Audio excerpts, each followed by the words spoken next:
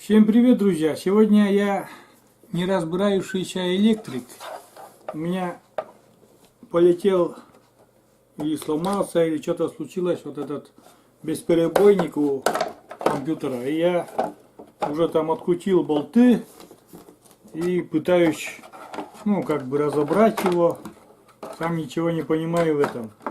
Вот. Все у меня тут валится, ничего не понимаю. Но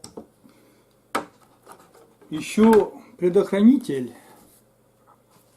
а почему-то предохранитель я тут не нашел. Этот бесперебойник все время пишет, что-то пишет. И получается, что это самое на системный блок питания не выдает, так и пишет и пишет. А тут я открыл схему, я ничего тут не понимаю. Вот этот аккумулятор, скорее всего, она и причина, вот этот аккумулятор. Короче, я вытащил, ребята, аккумулятор. Дальше что проверять, я вообще ничего не понимаю здесь. Короче, думаю, что все-таки этот аккумулятор, наверное, сдох вообще. Вот такой аккумулятор.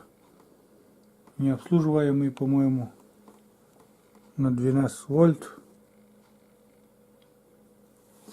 Вот его попытаюсь заменить. Пока нет, куплю и попытаюсь заменить. А тут я думал, что есть какие-то предохранители там. Мне сказали, что должен быть где-то предохранитель. Что-то я не нашел этот предохранитель. И, короче, сейчас у меня вообще беда. Короче,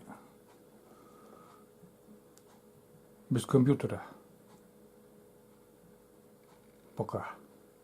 А чтобы для того, чтобы купить этот аккумулятор, надо съездить до города, там туда-сюда.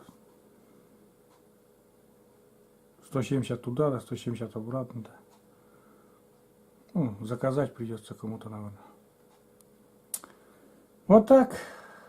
У меня опять там небольшие проблемы, в которых я нифига не понимаю.